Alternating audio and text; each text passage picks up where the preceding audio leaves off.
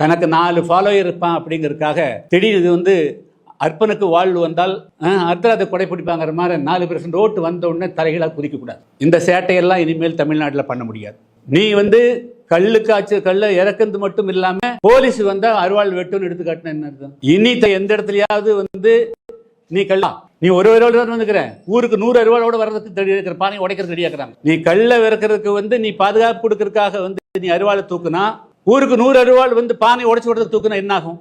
சீமான் தன்னை திருத்திக்கணும், இல்லைன்னா திருத்தக்கூடிய சூழ்நிலை வரும். அவ்வளவுதான், திருத்தப்படுவார். இனி தமிழ்நாட்டில் இந்த மாதிரி எங்கேயாவது பண்ணிப்பாங்க. அவர் சவால் இருந்ததுன்னா நான் இந்த மரத்தில் ஏறேன்னு சொல்லி ஏறிட்டோம், அப்புறம் நாங்கள் பார்த்துக்கோம். அன்னைக்கு தான் இருக்குது. சீமான் வெட்ட வெளியில பனைமரத்தில் ஏறி கல் இறக்குந்தாக அவர் சொல்றார். கல் அது அதுக்கு முதல்ல வழக்கு போடணும், அவரை கைது செய்யணும்.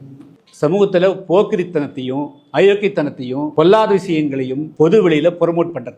மீண்டும் கல்லையும் கொண்டே கொடுத்து கள்ளச்சாராயத்தையும் காய்ச்சி வச்சு அவன் நிரந்தரமாக அடிமைப்படுத்திருக்க திட்டமா? அப்ப யாருடைய கைக்கூலியை நீ செயல்பட விரும்புற? நீ டாஸ்மார்க் மூடணும்னு சொல்ற போது உன்னை கள்ளுக்கடையை ஒன்று திறந்து விட்டா இதுக்கு விடிவுகாலம் எப்ப வருது? அப்ப இந்த மக்களை நிரந்தரமாக கல்லை குடித்து அவர்களை மயக்கி அடிமைப்படுத்திக் கொள்ள வேண்டும் என்பதுதான் இவருடைய நோக்கமா இருக்குதா?